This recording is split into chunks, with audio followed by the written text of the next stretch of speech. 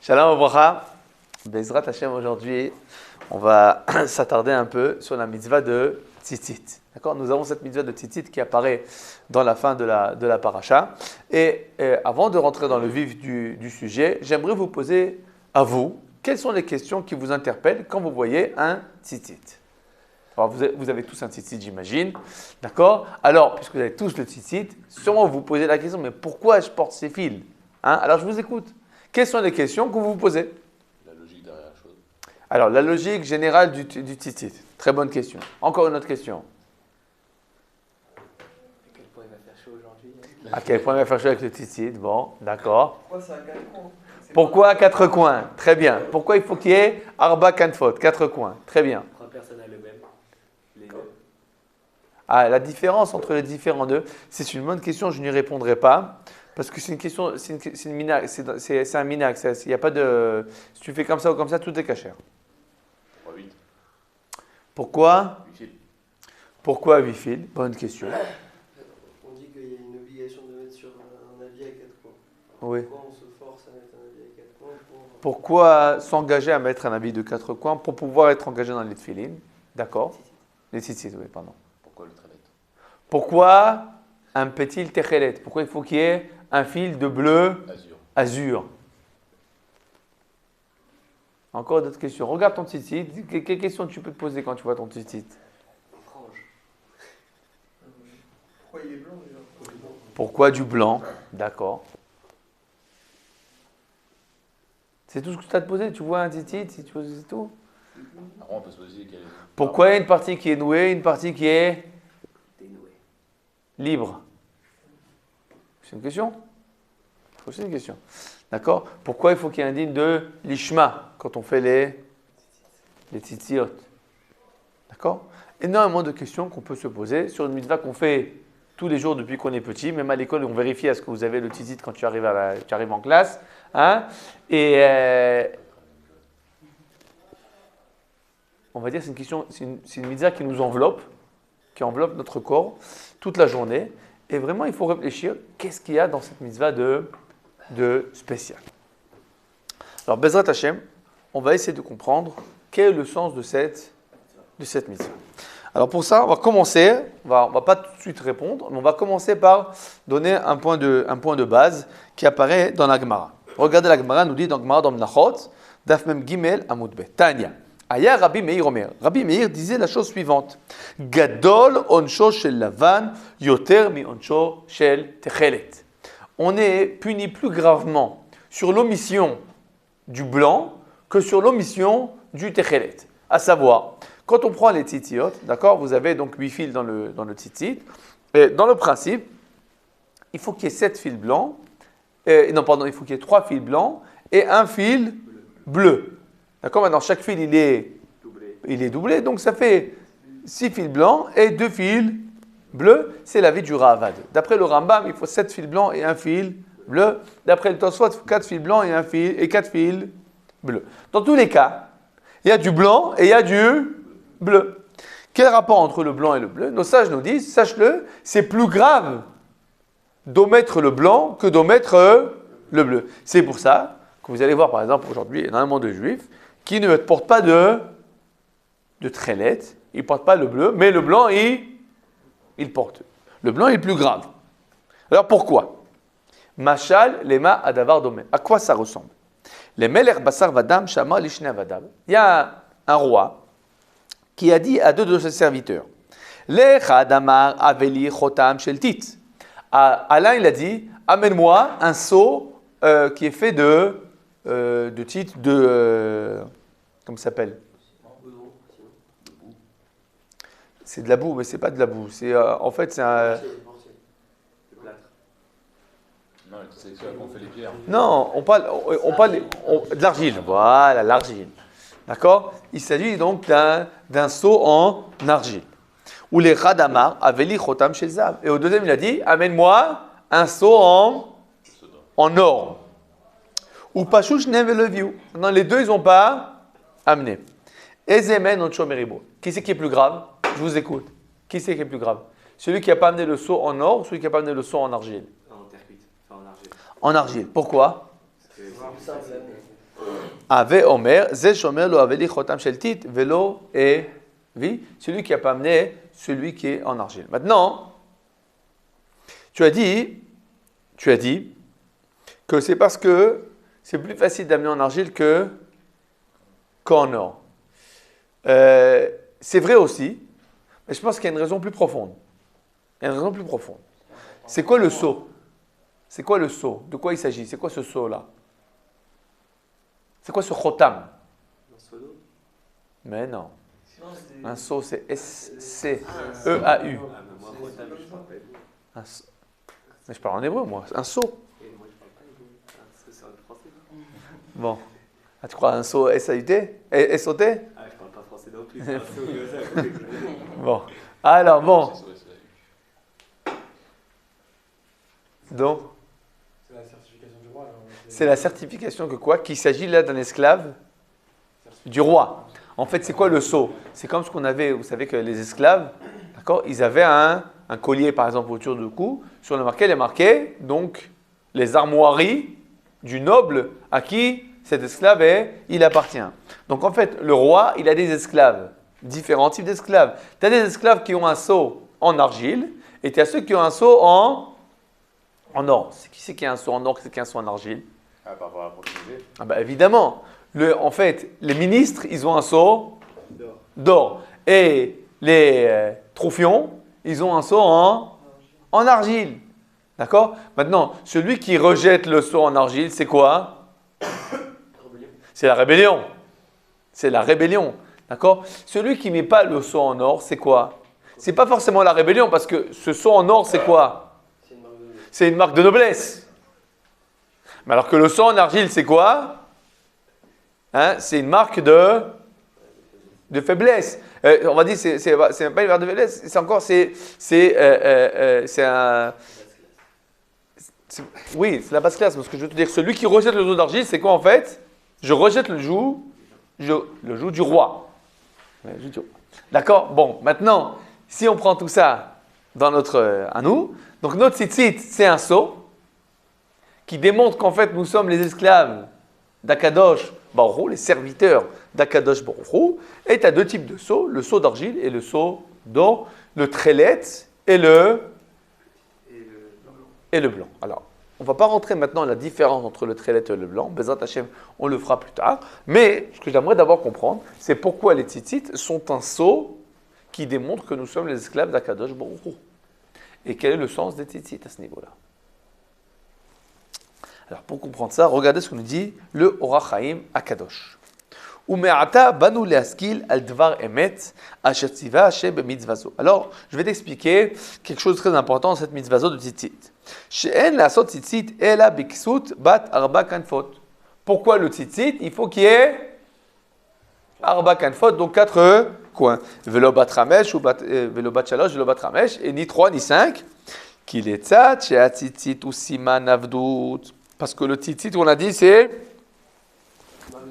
la marque de servitude. Yetzav Hashem sheyeh asiman gamken yagid milanu adon. Alors tu mets cette marque-là pour dire qui est le maître. À savoir, de façon générale, qu'est-ce qu'on a dit? Qu'est-ce qu'on va mettre dans le seau? Quel va être le seau? C'est la représentation du. L'armoirie. C'est quoi l'armoirie? C'est un symbole qui représente. C'est le symbole qui représente de quelle dynastie il s'agit, de quel roi il s'agit, de quel noble il s'agit. Donc en fait, sur le sceau, il y a marqué en fait à qui tu appartiens. Alors, qui imatse gamken, d'abord c'est quelque chose qu'on voit même chez les nobles aujourd'hui. Chez kol echad yase min siman echad le'avada venikar asiman chez kol echad, chacun il a son armoirie. וכמו כן גזר השם שלא נעשה סימן עבדותנו לשם אלא בטלית בת 4 כנפות לרמוז כי מלכנו הבורא 4 קצות העולם ושליט עליה. C'est pour te dire que c'est qui notre maître à nous? Celui qui dirige les 4 coins, les 4 points cardinaux. Donc en fait, les tzitziyot, c'est pour dire quoi en fait? Il y a des tzitziyot dans tous les sens. C'est quoi? Je suis juif. Je suis juif, d'accord? On va dire, je suis fier de montrer que je suis juif, d'accord? Et comment je montre ma fierté d'être juif? Je porte le sceau divin. Pourquoi le seau il a 4 coins? Exactement parce qu'Akadosh Baruch Hu, il dirige les 4 points cardinaux. Donc à partir de ce moment-là, on comprend de façon pourquoi 4 points. Et on va dire, on comprend déjà une première approche générale. Qu'est-ce que c'est le tzitzit? C'est témoigner le fait que nous sommes les serviteurs d'Akadosh Baruch Hu. D'accord? Maintenant, à ce niveau-là, je peux vous poser la question, mais alors pourquoi il faut qu'il y ait une partie qui soit tressée, une partie avec des fils, pourquoi 8 fils, etc. On n'a pas répondu. On a expliqué maintenant, de façon générale, les 4 points cardinaux. Alors, ce qu'on va essayer maintenant de comprendre, c'est de comprendre quoi? C'est quoi cette histoire de ce qu'on appelle le gdil et le ptil? C'est quoi le gdil et c'est quoi le ptil? Le gdil, le tressé, ce qui est tressé. Et le ptil, Le long. celui qui est Évasé. Évasé. Non, c'est pas je ne pense pas que c'est le mot, on va dire libre. Hein? Libre. Alors, pour comprendre ça, Bezrat Hashem, on va regarder le midrash suivant, un midrash extraordinaire. On a dit, on prouvait l'étude, c'est étude sur midrash, étude sur texte de midrash. Alors, qu'est-ce qu'il nous dit le midrash? Velot aturu acharei levavchem. Alev ve'ainaim em sarsurim lagouf. Donc, les yeux et le cœur sont, on va dire, les représentants du corps. Shem ezanim etagouf, c'est eux qui, on va dire, qui risquent de tromper le corps. Donc, quand tu vois, par exemple, une mauvaise image, alors ça engendre un certain réveil corporel qui peut être négatif. Les mains tiskiru va'asitem et komizvotai. Mashal echad mushlach letoch hamayim. Alors, à quoi ça ressemble? Il y avait quelqu'un qui était jeté, qui est tombé à la flotte. Oshit akabernit et achevel. Qu'est-ce qu'il a fait, le commandant du bateau? Tout de suite, il a jeté une bouée de sauvetage. Alors, il n'a pas jeté une bouée de sauvetage, qu'est-ce qu'il a jeté? Une corde. Et qu'est-ce qu'il lui a dit? Va à Marlo. Et il dit donc à notre cher homme qui est tombé à la flotte, Tfos chevelze beyadcha, ve'al tenicheu. Attrape fort à la corde et ne lâche pas prise. She'im tanicheu, si tu lâches prise, en lecha chaim. Eh bien, tu vas couler. Afkan, amar lo HaKadosh Baruch Hu leIsraël, kozma shatem medubakim bamitzvot, tant que vous êtes liés aux mitzvot, vatem advekim b'Hashem Elohechem chaim kulechem hayom. Si tu es lié aux mitzvot, alors tu es HaKadosh Baruch Hu, tu es HaKadosh Baruch Hu, tu as la vie. Ve'matrem ve'chule ve'chule. Bon, comment vous comprenez cette histoire? C'est quoi cette histoire donc de l'homme qui est tombé à la flotte et le Kabernite, donc le commandant, il envoie une corde. De quoi il s'agit? Donc c'est un machin, c'est une image. C'est l'image de quoi? De l'homme dans le monde. L'image de l'homme dans le monde. Il y a fait. C'est quoi le monde? L'eau. L'eau. C'est pourquoi le monde c'est l'eau? C'est pas l'eau. J'aurais dit que l'eau c'est la mer. C'est la mer. Hein? Pourquoi le monde c'est une mer? Sinon, à travers toutes les tentations. Oh, parce qu'en fait, il y a énormément, on va dire, de vagues hein, qui viennent t'envahir, te chambouler, te couler. Alors, tu vas avoir une vague, une mode comme ça, et après une autre mode comme ça, et après un blitz, comme ça s'appelle, médiatique dans un sens là, et après un autre blitz médiatique dans un autre sens.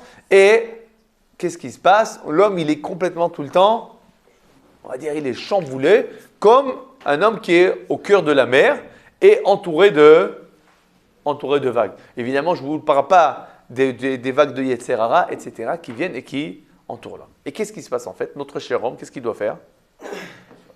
Il doit arriver à bon port.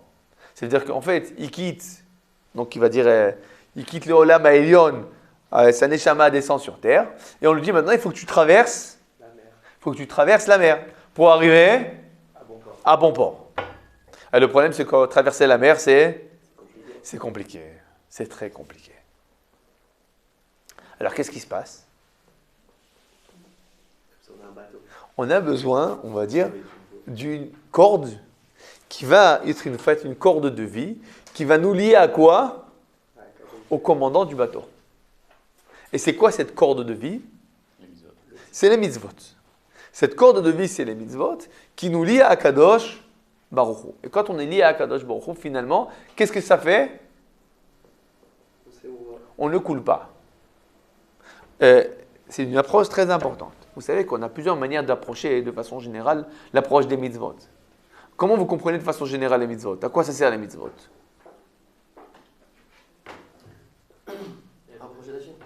Alors les mitzvot, c'est pour nous rapprocher d'Akadosh Baruch Hu. D'accord. Très bien.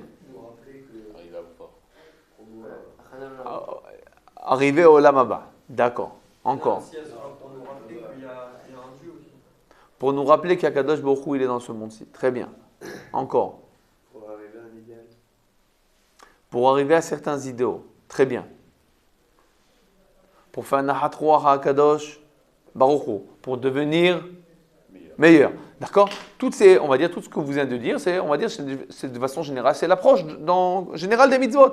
Pourquoi tu fais les mitzvot? Akadosh Baruch Hu leur donnait. Pourquoi Akadosh Baruch Hu leur donnait de faire les mitzvot? Pour que nous soyons meilleurs.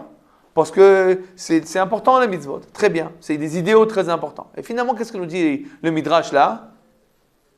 Il nous donne une autre approche. Quelle est l'approche que le Midrash il nous montre là? Pour te sauver de la tempête. C'est pour sauver la tempête. C'est-à-dire que si tu n'as pas les mitzvot, ce qui va automatiquement arriver, qu'est-ce que tu vas faire? Tu vas couler. Dans quoi? Dans la mer des tentations. Hein? La mer des tentations, c'est là que tu vas couler. Et les mitzvot, en fait, c'est ça ce qui va te permettre de, on va dire, de lever la tête au-dessus, on va dire, du monde qui est un monde de tentation et de difficultés. Et grâce aux mitzvot, tu vas être lié à Akadosh Baruch Hu. Mais en fait, ce lien avec Akadosh Baruch Hu, c'est ta bouée de sauvetage, ta bouée de survie. C'est clair? Bon, quel rapport avec le tzitzit? Alors, le tzitzit, c'est pour nous rappeler les mitzvot. Pourquoi le tzitzit nous rappelle les mitzvot? Alors, Rashi nous dit, parce que quand tu prends le tzitzit, c'est gematria. 600. Non, gematria 600. 600. Tzitzit, c'est gematria 600. Tzadik Yud, ça fait 100. Tzadik Yud, ça fait 100. Taf, ça fait 400. Ça fait 400 plus 100 plus 100, ça fait 600. D'accord? Tu l'as eu, hein? Et tu ajoutes 8 fils et 5 nœuds, ça fait 13. Ça fait 613. On l'a fait ou on l'a pas fait? Tu as vu? Bon. C'est bien, c'est bien. Je dis pas non, c'est marqué dans Rashi. Mais je pense que le Midrash, lui, il explique les choses de façon différente. Pourquoi le Midrash nous raconte ça? Ah, l'histoire de la corde, non? La corde. À quoi ça ressemble un tzitzit? À une corde. C'est quoi cette corde-là? C'est quoi cette corde? C'est la corde qui nous rapproche à Akadosh Baruch Hu. En fait, c'est quoi le tzitzit? Le tzitzit, il nous dit, il faut que tout le temps tu sois en connexion. Pas connexion Internet, connexion à Akadosh Baruch Hu. Alors, connexion à Akadosh Baruch Hu. Il faut tout le temps être en connexion. Tu as besoin d'une fibre optique. Cette fibre optique, c'est une corde. C'est quoi la corde? C'est la corde des mitzvot. Donc en fait, si vous voulez, le Midrash, il nous dit, tu sais, c'est quoi les tzitzit? C'est exactement la corde qu'il y a dans l'histoire qu'on t'a racontée. Tu ne peux pas tenir sans une corde. Donc quand tu vois la corde, tu dis, mais c'est quoi cette corde-là? Ah, je sais. J'ai besoin d'être connecté avec Akadosh Baruch Hu. C'est de cette manière-là que les tzitzit nous rappellent les mitzvot. On peut dire que, pourquoi les tzitzit nous rappellent les mitzvot? Parce que je fais la gematria. C'est bien, c'est sympa. Mais en fait, on peut comprendre de façon différente. Pourquoi les tzitzit nous rappellent les mitzvot? Parce que les tzitzit nous disent, tu as besoin d'une corde de sauvetage. C'est quoi cette corde de sauvetage? Ce sont les mitzvot. On a compris? Alors pourquoi il y a des nœuds? Pourquoi c'est tressé le tzitzit? Parce que c'est vrai quand il y a des nœuds, c'est attaché. Non, pour tout simplement pour nous rappeler qu'on a besoin d'être connecté. C'est clair? Bon. Maintenant qu'on a compris ça, on va poser une autre question. Comme on le sait, c'est pas que tressé. Il y a une partie tressée et une partie qui est libre. D'accord? Le ptil et le gdil. Le gdil et le ptil. Le gdil, ce qui est tressé, le ptil, ce qui est libre. Très bien. Quel rapport dans la halakha entre le gdil et le ptil? C'est au niveau du nombre de fils au total, non? Non, je parle de la longueur. Quel rapport de longueur il y a entre le ptil et le gdil? Un tiers, 2 tiers. Un tiers, 2 tiers. D'accord? Un tiers tressé, 2 tiers pas tressé. Maintenant, c'est quoi ce tressé et c'est quoi ce pas tressé? Ah, ça va pas. Il y a fait Meod. Il y a fait Meod. Hein? Vous avez vu, hein, le premier cours déjà, il a déjà à vous. Vous l'amenez la prochaine fois aussi. Alors en effet, le Rachar Hirsch, Rav Shimshon Raphaël Hirsch, il a un livre qui s'appelle Mitzvot Kesmalim. Donc les mitzvot comme des emblèmes, des images. Et là-bas, il dit qu'en fait, en effet, le tzitzit, c'est quoi? C'est le tressé et le pas tressé. Le tressé, c'est en fait quelque chose qui te, on va dire, qui te retient. Et ce qui est libre, c'est libre. C'est quoi en fait ce côté libre et ce côté pas libre? C'est en fait le côté des mitzvot lota assez et des mitzvot assez. Les mitzvot lota assez, c'est ce qui te contient. Ne fais pas ci, fais pas ça, etc. D'accord? Alors que les mitzvot assez, c'est quoi? Agis. Quel rapport entre les mitzvot assez et les mitzvot lota assez? Quel rapport de force? 2 tiers, 1 tiers. C'est vrai ou pas? Ah non. Ah non. Non. Ah non, pas du tout. 40. Pas du tout. Il y a combien de mitzvot lota assez? 248. Lota assez. 154. Non. 98 000. 365. 365. Il y a Shesa, Lota AC. Il y a 365, Lota AC. Et combien il y a de AC? Mitzvot AC, mitzvot positives, 248. Allez, dis-moi. Donc il y a plus de Lota AC que de AC, Bichlal. Comment on peut dire que le rapport c'est 1 tiers, 2 tiers? C'est l'inverse. Même pas. Même pas. Non, parce que- c'est 60-40. Non, mais à peu près. C'est l'inverse parce que vous avez compris. Non. Mais si. Explique-toi. Les LOTA AC, c'est le 1 tiers. Oui. Alors c'est plus. Mais non, mais il y a 1 tiers. C'est 1 tiers de la longueur. 1 tiers, c'est 300 quelque chose. Et les tasses. Et 248, c'est 2 tiers. Allez, Razak. Cherchez Marie-Taline. Bon. Alors, je vais expliquer. C'est tout simple. En fait, c'est une erreur de vision de croire qu'il y a 248 Lota AC. Vous savez pourquoi? Je vais vous donner, il y a 248 AC, mitzvot positives. Parce qu'il y a 2-3 mitzvot positives qui comprennent 50 000 mitzvot chacune. Par exemple, il y a une mitzvah qui dit Ve'asita yachar ve'atov, tu feras le bien. C'est quoi ça, faire le bien? C'était une marque ici. C'est infini. Tu comprends? Comporte-toi comme un Kadosh Baruch Hu, il se comporte. Kdoshim tiyu ki kadoshani. Combien de mitzvot ça comprend ça? Même les autres Shabbat. Tu as une mitzvah qui te dit, d'accord, mitzvot Shabbat, l'ishbot, c'est une mitzvah, d'accord, il faut être en repos, d'accord, mais je te parle, il y a des mitzvot qui sont des mitzvot tout à fait générales. Si vous avez très bien compris, Kdoshim Tiyu, c'est toutes les mitzvot Ben Adam la Makom, entre l'homme et son Dieu, qui ne sont pas explicités dans la Torah. Il faut être Kadosh, par exemple.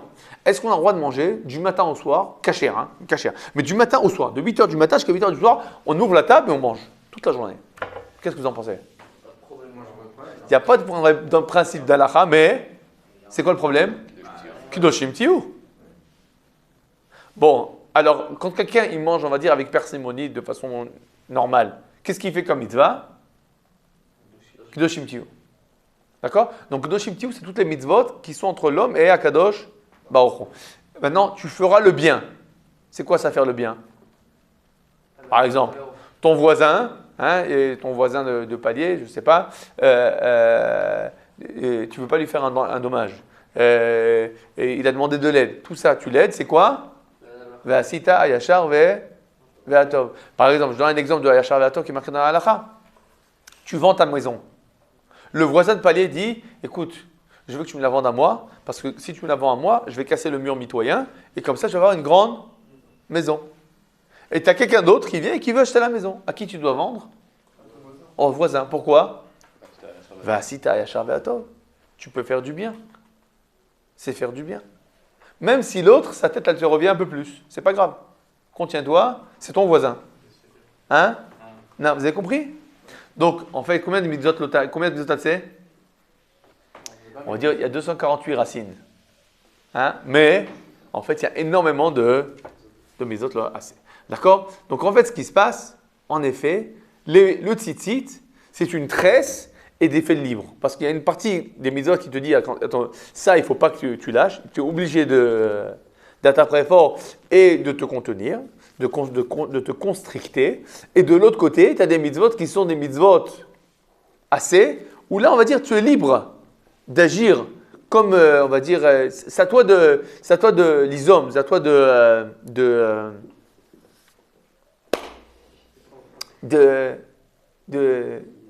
d'initier.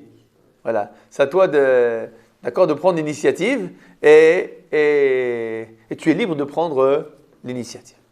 On a expliqué pourquoi les cordes, pourquoi le ptil, pourquoi le gdil. Tout est clair maintenant? Jusqu'à présent? Bon. Qu'est-ce qu'il nous reste à expliquer de très important? Le trélet, la couleur. D'accord? Nous avons le blanc et nous avons le trélet. Ah, on n'a pas expliqué pourquoi 4 fils. Ah, pas expliqué pourquoi 4 fils. Non, 4 coins, on a expliqué pas 4 On a fait 4 coins, on n'a pas expliqué 4 fils. On veut tout comprendre. Ça va. Hein? Alors regardez le Rachaim. וציווה שיהיו חוטין לבן לרשום סימניו יתברך כי מידותיו הם מידת הרחמים, לא מן הלבן. גם בתכלת וכו' וכו'. עכשיו, גם מספר, la deuxième ligne, גם במספר החוטין 4, שהם 8, donc c'est 4 qui sont pliés en 8, en 2, donc ça fait 8. ירמוז לשמו יתברך שהוא שם בן 4 וייחודו בחלו ובין 8. Combien de lettres dans le nom de Dieu? 4. Et comment on lit le nom de Dieu? Avec 4 autres lettres. Puisque le nom de Dieu c'est Yud-Ke, Vav-Ke, mais on dit Adonai. Et le Shem Adnout c'est quoi? Aleph, Dalet, Nun, Yud, c'est aussi 4 lettres. Donc en fait, le nom de Dieu c'est 4 lettres, mais en fait, comment il apparaît? En 8. Puisqu'il est écrit et on le lit de façon différente. C'est le talit, c'est les 4 fils qui sont pliés en 2 qui s'est fait 8. Et c'est dans la même idée que ce qu'on a vu avant, que quoi? Que le tzitzit, il montre de qui que tu es le serviteur de qui? D'Akadosh Baruch Hu. Donc pourquoi il y a 4 fils? Les 4 noms, les 4 lettres du nom de Dieu. Comme ça, il explique le Orach Chaim Akadosh. D'accord? Bon, maintenant, on va expliquer le trélet. C'est quoi cette histoire du trélet? Alors, pour comprendre ça, Be'ezrat Hashem, nous allons rapporter un midrash que vous connaissez tous.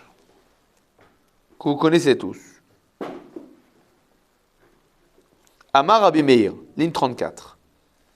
Amar Rabbi Meir, Ma nishtana trelet mikom minet sivonim. Quelle différence entre le trélet et le reste des couleurs? Sha trélet domele rakia. Le trélet, il ressemble au ciel. Rakia domele kisei hakavod. Le ciel ressemble au trône céleste. Vaïrou et Hashem l'Israël Yoshavadeh. Vaïa lachem le tzid, etc. D'accord? Donc en fait, le trélet, ça ressemble à la mer, ça ressemble au ciel, le ciel, ça ressemble au kisei hakavod. Voilà. Vous avez compris ou pas? Bien sûr, c'est le bleu. Il ressemble au bleu, ressemble au bleu.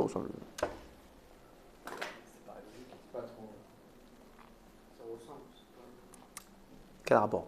Le bleu de la mer, il n'existe que parce qu'il y a le bleu du ciel. Parce que Et le bleu du ciel, c'est par rapport au kisei hakavod d'Akadosh Baruch Hu qui est bleu. Parce qu'il a le sang bleu à Akadosh Baruch Hu, évidemment. Il est roi. Le kisei hakavod, il est bleu. Et dis-moi, mais où c'est qu'il flotte le kisei hakavod? Le kisei hakavod, c'est une image. Ah, c'est une image. Donc de quelle couleur il est le kisei hakavod? De la couleur de la mer. Donc il est bleu. Donc il est bleu. Oui. Il est bleu le kisei hakavod. Et Akadosh Baruch Hu, comment il est assis sur le kisei hakavod? Il reflète d'ailleurs. Mais je te pose la question, comment il est assis?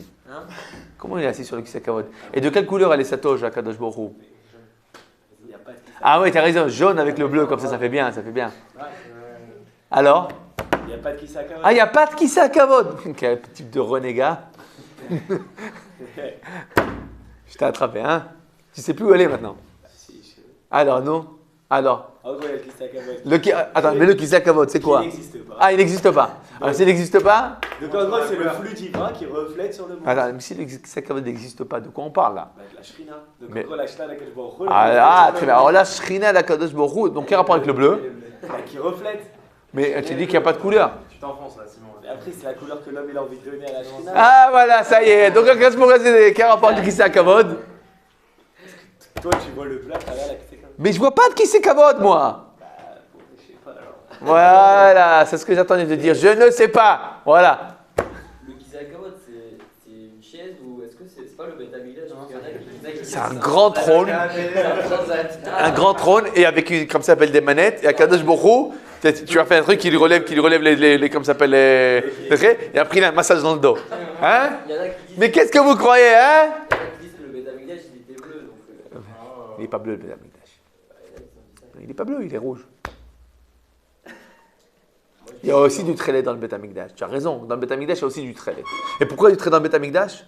Parce que ça rappelle la couleur de la mer, qui rappelle la couleur du ciel, qui rappelle la couleur du Kisakavod. Mais le Kisakavod, il n'a pas de couleur. Mais parce que le ciel et la mer non plus n'ont pas de couleur. Tu sais comment on appelle ça en arabe? Zidni ou zidek. Ah oui. Tu ajoutes de l'eau dans mon vin. Moi, je te pose la question et tu me dis oui, mais je te dis oui, mais attends, tu reprends sur ma question. Quel rapport entre le bleu de la mer qui n'existe pas, avec le bleu du ciel qui n'existe pas, et le bleu du Kisakavod qui n'existe pas? Bah, c'est trois choses qui n'ont rien de bleu. Alors, quel rapport avec le bleu? Alors, j'aurais dit du vert. Viens, on fait du vert. Plus on monte, moins c'est concret. Alors la mer et le sel, c'est moins concret. Le sel, c'est moins concret. Alors, ouais, Mais quel rapport? Quel rapport avec le bleu? Le bleu? Pourquoi pas du vert? Parce que le vert, c'est pas beau. Mais parce que c'est pas beau. Donc, tu as oublié complètement que c'est la couleur du Kisakavod. C'est maintenant parce que c'est beau ou c'est pas beau? Il y a trois choses qu'on peut. Bon, yalla. Je vais vous aider. C'est quoi le trélet? Le mot en hébreu trélet, qu'est-ce qu'il veut dire?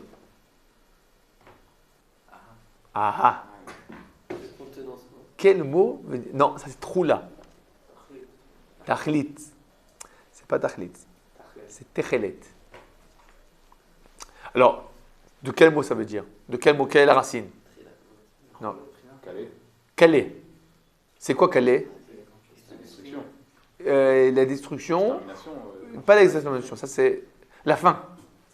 La fin. Généralement, la destruction, c'est la fin de tout. Hein, mais calé, c'est la fin. Kala, c'est quoi? Une mariée. Pourquoi une mariée? Parce que quand la mariée, elle vient, elle est blanche. Mais non, elle est prête.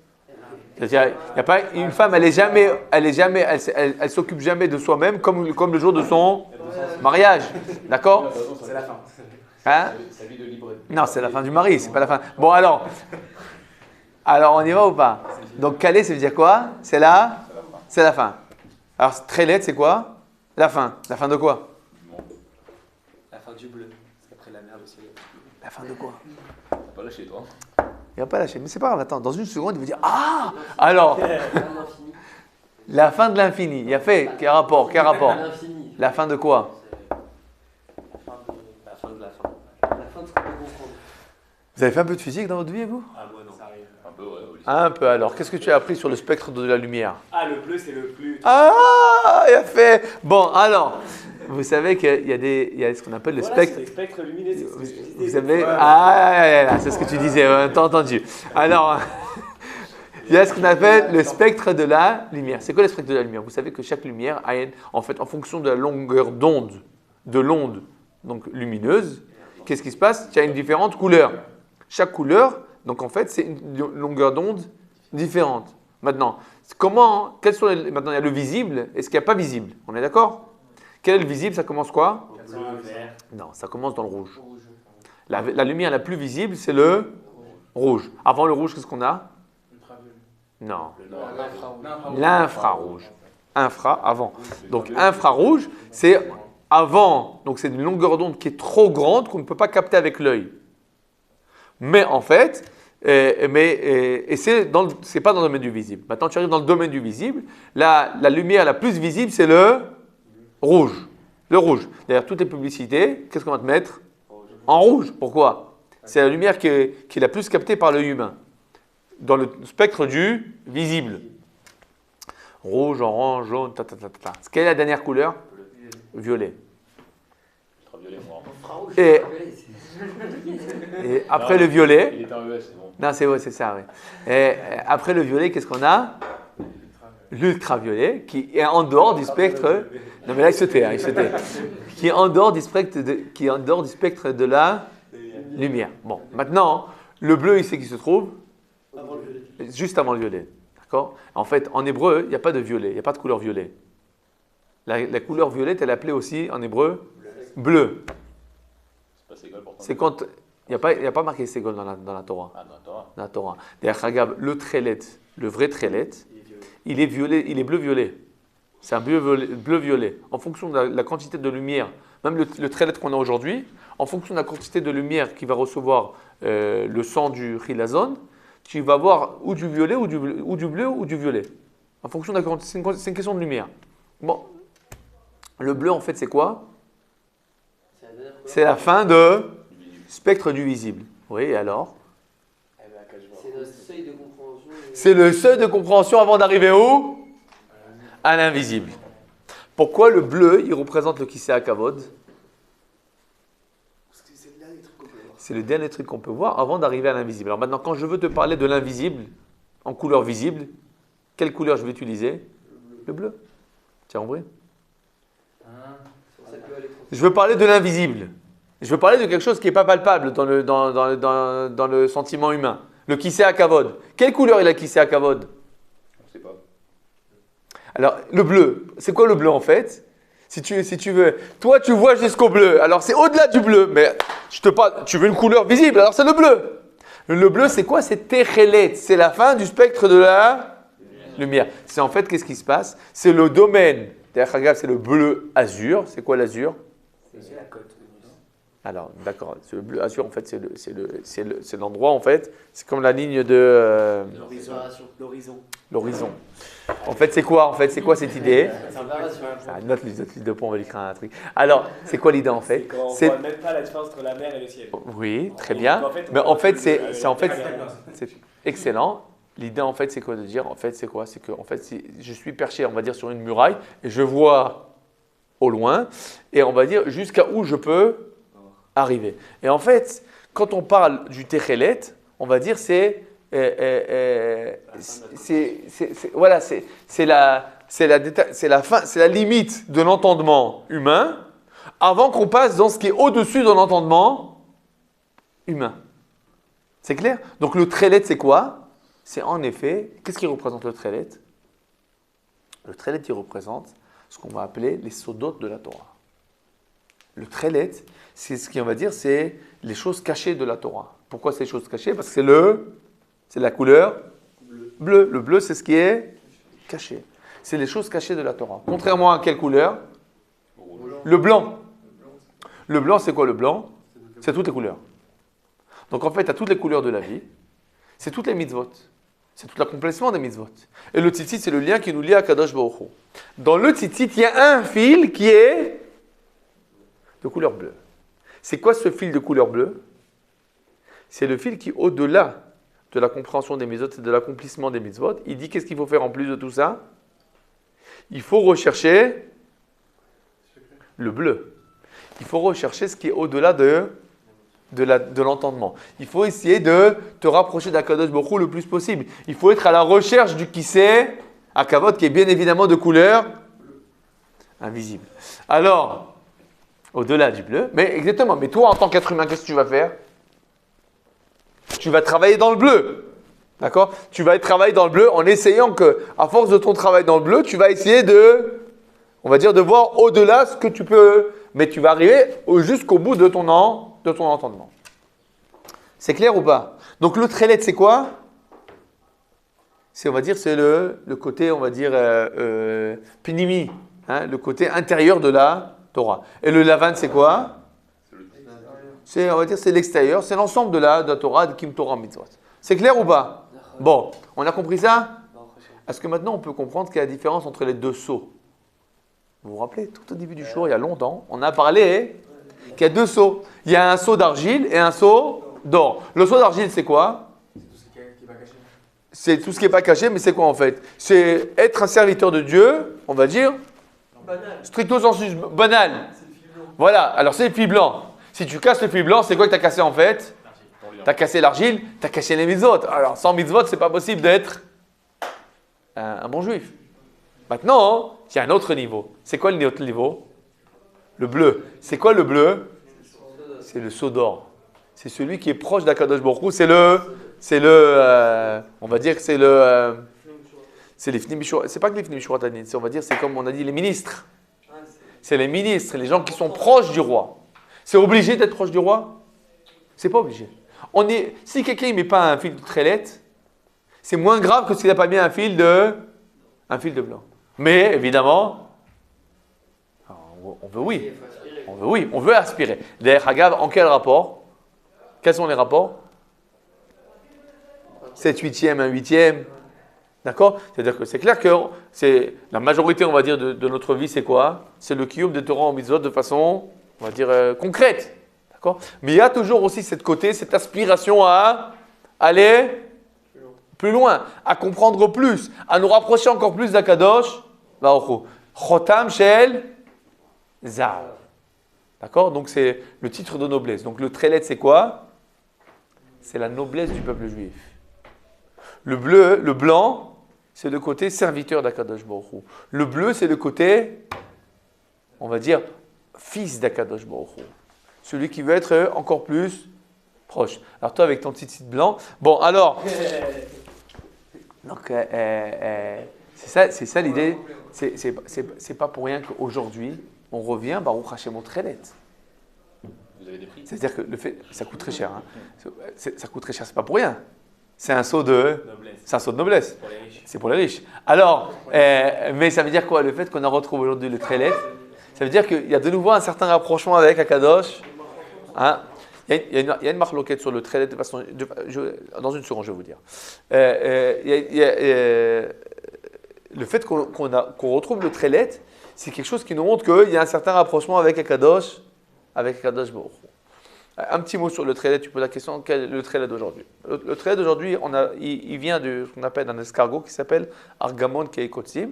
Donc, un escargot qui a un nom spécifique.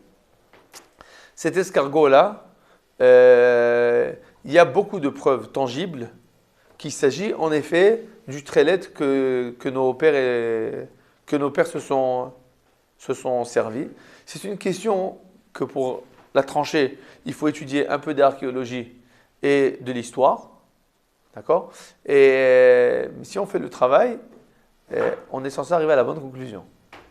D'accord? Je peux vous dire que personnellement, j'ai étudié beaucoup la question du trélet. Et j'ai recherché aussi dans l'archéologie du textile et dans l'histoire du textile. D'accord? Et il faut savoir que, par exemple, l'empereur Charlemagne, vous en avez entendu parler, Charlemagne? D'accord? Il avait une cape en pourpre bleu. C'est quoi la pourpre? Tous les rois, ils avaient- Porphyra. Pourpre en hébreu, c'est porphyra. Et porphyra, c'est trélet. C'est marqué dans le Midrash. C'est-à-dire que de tout temps, enfin pas de tout temps, jusqu'à il y a à peu près 1000 ans, d'accord, les rois portaient la pourpre bleue. Et la pourpre bleue, c'est la pourpre qu'on sort de cet escargot-là. On dit pas que c'est une espèce qui remonte tous les 70 ans. Hein? Non. L'espèce, c'est pas marqué dans la Gemara hein, que l'escargot ne monte que tous les 70 ans. Il y a marqué que tous les 70 ans, il monte. C'est pas la même chose. Je vais expliquer quelle différence. Ça veut dire que tous les 70 ans, il est censé avoir quelque chose il va avoir, on va dire, une certaine recrudescence. D'accord? Mais tous les ans, il ne monte pas. C'est marqué dans la Gemara. Parce qu'il y a marqué dans la Gemara que pour chercher le trélet, il fallait faire de la plongée. Il fallait faire de la plongée. Et aujourd'hui aussi, pour trouver cet escargot, il faut faire de la plongée. Tu ne peux pas l'attraper comme ça facilement. Il faut faire de la plongée pour l'attraper parce que, comme la couleur, on a marqué dans la Gemara que la couleur du trélet, c'est la couleur de la mer. Et en fait, la couleur de la coquille de cet escargot-là, quand elle est dans la mer, elle a une couleur comme la couleur de la mer. C'est un camouflage. Donc, elle est difficile à trouver. Donc, il faut pour le trouver, il faut le chercher. Et comment ça se D'accord. fait que la noblesse d'Akadosh Baruch Hu, elle se traduit à travers un truc qui n'est pas caché?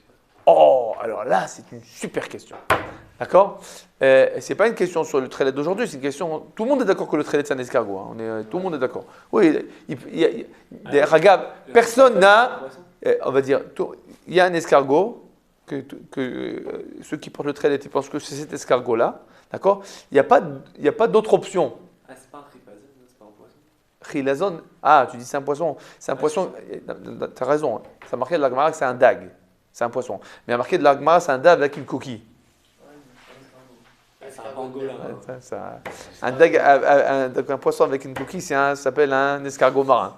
D'accord? Ça s'appelle un escargot marin. Hein? Mais il a aussi la forme de la coquille de cet escargot, c'est une forme de poisson.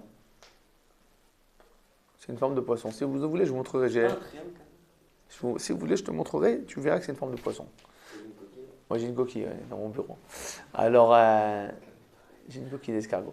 Alors, dans tous les cas, bon, on ferme la parenthèse. Il y a une certaine polémique sur la question, mais on va dire bon, il faut étudier la question. Moi, personnellement, je suis convaincu que c'est le bon. C'est pour ça que je le porte sur moi. Je le porte dans le talit gadol. J'ai le trelet. Ça coûte cher, mais les mitzvot, des fois, il faut investir pour les mitzvot. Et en plus, une mitzvah comme ça de noblesse. Je ne vais pas mettre un signe de noblesse alors que je peux mettre un signe de noblesse. Mais tous les herchers, ils sont bons. Hein? Genre, vu que c'est hyper rare, ça doit être compliqué, non, les herchers, genre, pas des. D'où on l'attrape, où c'est qu'on l'attrape bon, c'est une parenthèse, c'est pas lié au sujet, mais de façon générale, à l'origine, il y a énormément d'escargots comme ça dans les ors du Liban, Sud-Liban, qui est une partie d'Eretz Israël dans le principe. Aujourd'hui, on n'amène pas du Sud-Liban, mais pas du nord non plus. Aussi au nord d'Eretz Israël, il y a aussi au nord, dans la Nachala de Zvouloun, comme c'est marqué dans la Torah. Marqué dans la Gemara que Zvouloun, c'est là-bas qu'il y avait le Chilazon. Aujourd'hui aussi, cet escargot-là se trouve dans la Nachala de Zvouloun. Donc, mais c'est une bête protégée en Israël. Alors d'où on l'amène? On l'amène d'Italie. En Italie, ils mangent cet escargot, ils le mangent. Donc on achète des escargots des Italiens qui le pêchent. Et là-bas, on sort le. C'est sûr que c'est la même espèce. Oui, c'est le même. De là-bas, on sort le sang et on l'amène ici. Voilà. Bon, ça c'était pour le corios de comment ça marche. Si vous voulez, c'est pas loin. Vous avez qu'à demander à Manu une fois de vous prendre à Kfar Adoumim. Là-bas, vous verrez, il y a une usine de trailettes. C'est pas loin d'ici. J'avais amené une fois la Brichem, en effet. Bon, alors, on termine la parenthèse. Donc, le trelet, c'est le symbole de noblesse. Et maintenant, qu'est-ce qu'on a fait dans ce shiur? Vous vous rendez compte de ce qu'on a fait dans ce shiur? On a pris la mitzvah, on l'a décortiqué, on a expliqué tous les détails, pourquoi ça marche comme ça, etc. Alors, a priori, tu pourrais te dire, ça y est, on a compris toute la mitzvah, n'est-ce pas? Eh ben non. Eh ben non. Pourquoi je te donne deux choses qui te montrent que tu ne comprends jamais une mitzvah. Premièrement, pourquoi il faut l'ishma? A priori, ça y est, c'est symbolique, on a compris. Du fil blanc, du fil bleu. Pourquoi il y a besoin de l'ishma? Deuxième question, cet escargot-là, d'accord? Pourquoi les couleurs de l'escargot? Vous savez que une des manières de savoir que cet escargot, c'est la bonne couleur, c'est parce qu'il y a marqué dans la Gemara que cet escargot, il a la couleur de l'indigo.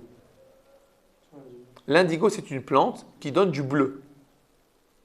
Et le bleu qui sort de l'indigo, c'est la même molécule que le bleu qui sort. La grande molécule, ça se fait justement pour arnaquer les gens, non? Oui, parce que c'est la même couleur exactement. Mais c'est la même couleur, le bleu de l'indigo, de la plante indigo, que le bleu de cet escargot, ce qui est en soi-même déjà miraculeux. Que tu aies la même molécule dans le matériel, dans un végétal et dans un animal. Mais c'est la même molécule, la molécule qui s'appelle bleu indigo. Bleu indigo. Cette même molécule qui apparaît. Alors je pourrais plus te dire, attends, mais si c'est la même molécule. Ah ben alors, qu'est-ce que ça sent si je la prends d'une plante, c'est gratuit, ou bien que je la prends d'un poisson, que ça coûte très très très très cher. Et on voit bien qu'avec tout ce qu'on peut comprendre, eh ben, on n'arrive toujours que dans le bleu. On n'arrive toujours que dans le bleu. C'est-à-dire que notre compréhension, elle est toujours limitée, elle est toujours infime. Il y a toujours quelque chose dans les mitzvot qui est au-delà de notre compréhension, de notre entendement. Mais, On sera toujours des petits bleus. mais, ça ne nous dispense pas d'essayer de comprendre tout ce qu'on peut comprendre. Alors tout ce qu'on peut comprendre, on essaie de comprendre. Et après, on arrive et dit, bon, eh ben, il y a encore plein de choses que Akadosh Baruch Hu nous dévoilera plus tard, Bezrat Hashem, Achem et Ave Estrim. Alors, Rabotai, à partir de maintenant, quand vous mettez les tzitzit, vous les mettez avec fierté, de savoir que c'est l'emblème du peuple juif, ce sont les armoiries d'Akadosh Baruch Hu, que chacun d'entre nous a le mérite d'être chevalier d'Akadosh Baruch Hu en portant l'armoirie d'Akadosh Baruch Hu, que ce soit avec le blanc ou que ce soit avec le Techelet. Baruch Adonai Le'olam, Amen ve Amen.